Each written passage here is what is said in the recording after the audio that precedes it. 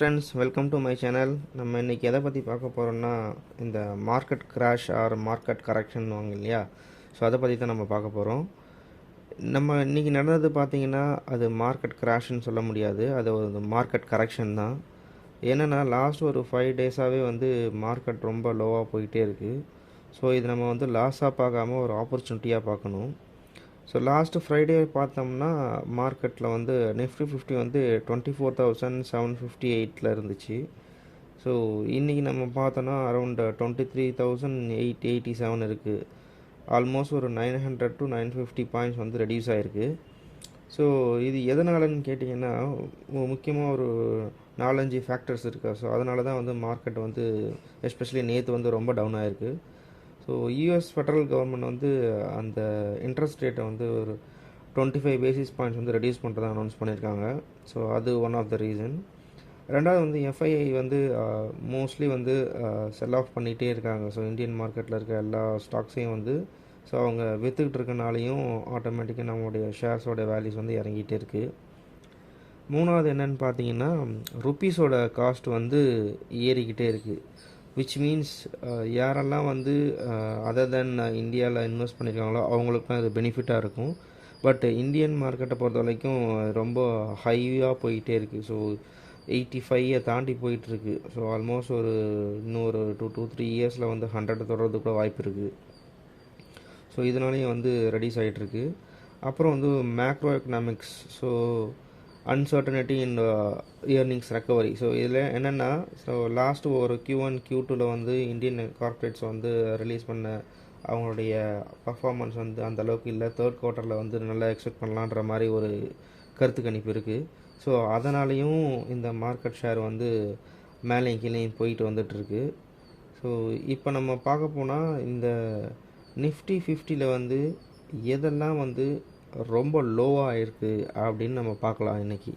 என்னென்னா, நேற்று நடந்ததில் நான் முன்னாடியே சொன்ன மாதிரி எப்போல்லாம் மார்க்கெட் ஒரு கரெக்ஷனோ இல்லை மார்க்கெட் க்ராஷோ நடக்குதோ அப்போல்லாம் நம்ம பேனிக் ஆகாமல் முடிஞ்ச அளவுக்கு ஓரளவுக்கு நம்ம கையில் ஒரு சேவிங்ஸ் வச்சுக்கிட்டு அந்த டைமில் அதை யூட்டிலைஸ் பண்ணணும். நம்மக்கிட்ட சேவிங்ஸ் இல்லைன்னா அது ரொம்ப நமக்கு கஷ்டமாக போயிடும். ஏன்னா அந்த டைமில் நம்மளால் இன்வெஸ்ட் பண்ண முடியலையேன்னு நம்ம யோசிப்போம்.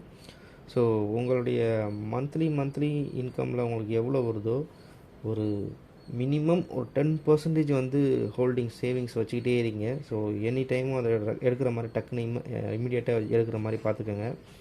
எங்கேயும் கூட்டிகிட்டு போய்ட்டு ஆர்டிலையோ எஃப்டிலையோ அந்த மாதிரி எங்கேயும் போடாமல் உங்கள் பேங்க் அக்கௌண்ட்டில் ரிசர்வ் பண்ணி வச்சுக்கோங்க. ஸோ இன்கேஸ் டக்குன்னு நீங்கள் மார்க்கெட் கரெக்ஷனோ க்ராஷோ பார்த்தீங்கன்னா அதை யூட்டிலைஸ் பண்ணுறதுக்கு ரொம்ப ஈஸியாக இருக்கும். ஸோ நேற்று பொறுத்த வரைக்கும் நிஃப்டி 50ல் லாஸ் ஆன ஸ்டாக்ஸ் நம்ம பார்க்கலாம். ஸோ யாரெல்லாம் இந்த ஸ்டாக்ஸில் இன்வெஸ்ட் பண்ணீங்களோ அவங்களுக்குலாம் ரொம்ப ஒரு யூஸ்ஃபுல்லான ஒரு இன்ஃபர்மேஷனாக இருக்கும். ஏன்னு கேட்டிங்கன்னா, நிஃப்டி 50ல் இருக்க கம்பெனிஸ் எல்லாமே ஒரு லார்ஜ் கேப் கம்பெனிஸ் தான். ஸோ அதோட மார்க்கெட் கேபிட்டலைசேஷன் ரொம்ப ஹையாக தான் இருக்குது. டெஃபினட்டாக இப்போ அது லோவானாலும் ஒரு 6 to 1 இயரில் அது ஒரு நல்ல ஒரு ரிட்டர்ன்ஸை தான் கொடுக்கும். அதனால் எப்போல்லாம் அது லோவில் போதோ அப்போல்லாம் பை பண்ணிக்கோங்க. நேற்று லாஸ் ஆன நிஃப்டி 50 கம்பெனிஸை பார்த்தோன்னா, டாடா மோட்டார்ஸ் அதுதான் மேஜராக டவுன் ஆகிருக்கு. ஆல்மோஸ்ட் ஒரு 3% கிட்ட டவுன் ஆகிருக்கு. அதுக்கப்புறம் பவர் கிரிட் கார்ப்பரேஷன் இது ஒரு 2.45% கிட்ட டவுன் ஆகிருக்குது. ஸோ அப்புறம் Bharat electronics, NTPC, JSW, coal, Bharat petroleum, ICICI, SBI. So இந்த செக்டாரெல்லாம் நேற்றுலாம் ஃபுல்லாக லோவாகிட்டுருக்கு. ஸோ நம்ம இதில் முக்கியமாக பார்க்க வேண்டியது என்னென்னா, எந்தெந்த ஸ்டாக்ஸ்லாம் நல்ல டிவிடெண்ட் தருமோ அந்த ஸ்டாக்ஸ்லாம் எப்போல்லாம் ரொம்ப லோவாகுதோ அதெல்லாம் கண்டிப்பாக நம்ம அந்த நேரத்தில் பை பண்ணி வச்சுக்கணும். ஸோ அது நமக்கு ரொம்ப யூஸ்ஃபுல்லாக இருக்கும். உங்களுக்கு இன்ஸ்டண்ட்டாகவே அது தெரியாது. ஆனால் ஒரு லாங் டேர்மில் நீங்கள் பார்க்கும்போது எப்போல்லாம் அந்த ஸ்டாக்ஸ் லோ வேல்யூவில் போதோ அப்போல்லாம் நீங்கள் அதை பை பண்ணிகிட்டே இருந்தீங்கன்னா உங்களுக்கு டிவிடெண்ட் ரொம்ப ஹையாக கிடச்சிக்கிட்டே இருக்கும்.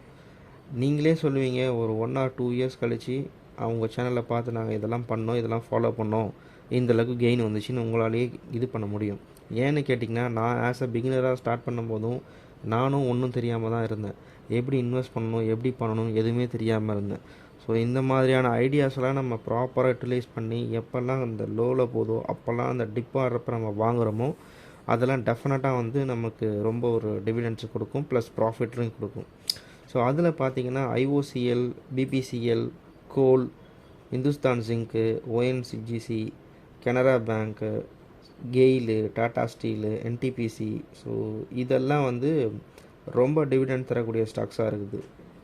ஸோ இதை வந்து நீங்கள் பார்த்து கரெக்டாக அந்த டைமில் மார்க்கெட் லோவாகிறப்ப நீங்கள் பை பண்ணிங்கன்னா கண்டிப்பாக அது உங்களுக்கு யூஸ்ஃபுல்லாக இருக்கும்னு நம்புகிறேன். நம்ம சேனலை சப்ஸ்கிரைப் பண்ணாதவங்க சப்ஸ்கிரைப் பண்ணிவிடுங்க, பெல் ஐக்கானையும் கிளிக் பண்ணுங்கள். நன்றி, வணக்கம்.